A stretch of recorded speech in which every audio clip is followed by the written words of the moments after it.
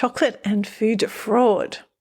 With supply chains both complicated and threatened by multiple supply-demand imbalances and uncertainties, it's no surprise that cocoa is extremely vulnerable to food fraud, with cocoa beans claimed to be organic, fair trade and ethically or sustainably sourced the most at risk for food fraud.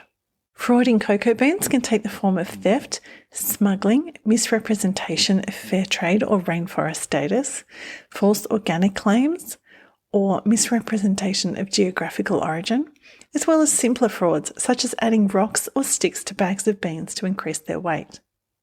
The EUDR, which includes significant traceability requirements and penalties for cocoa beans from recently deforested land, creates significant pressure on cocoa bean producers and traders to falsify bean origin and traceability data to make beans appear to have originated in non-deforested or low-risk designated areas.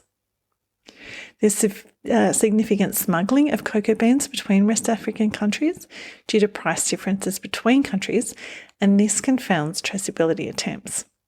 In addition to fraud in cocoa beans, manufactured chocolate also has food fraud challenges. Counterfeit chocolate, that's chocolate products packaged to look like premium brands but made without the permission of the brand owner, is perhaps the most commonly reported type of fraud in chocolate. A notorious example of counterfeit chocolate is Wonka bars, which periodically resurface in the United Kingdom. The Wonka brand is owned by Ferrero, which hasn't sold Wonka chocolate bars in the United Kingdom for years. The fake bars are produced or repackaged by unregistered businesses or individuals with no regard for hygiene or labelling regulations, making them potentially unsafe to eat, particularly for people with food allergies, due to the presence of undeclared allergens. Incidents have included unhygienic manufacturing conditions, incorrect or missing ingredient lists, and the use of fake business addresses on packaging.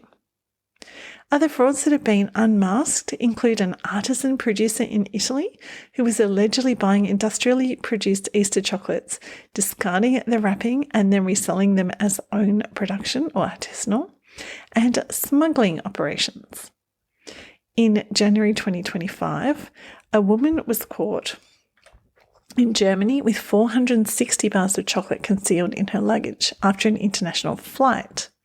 Customs officials suspect the chocolate bars were being imported for commercial sale because the large number of the bars and because chocolate of that type had been made popular on TikTok, with each bar fetching around €25. The bars had no ingredient or allergen information on their packs, posing a health risk to consumers. If successful, the smuggling would have resulted in the woman evading more than €330 of import duties. In February 2025, authorities in Europe discovered chocolate from the United Arab Emirates and Turkey made with hydrogenated palm oil instead of cocoa fat, containing undeclared colorants and with a higher fat content than declared. It's likely these frauds are just the tip of the iceberg. I estimate there are many instances of inauthentic claims made about artisanal and boutique chocolate products in wealthy countries. Single origin chocolate, organic chocolate, and fair trade chocolate products are moderately likely to be affected by inaccurate claims due to problems in their supply chains or to intentional deception by the brand owner.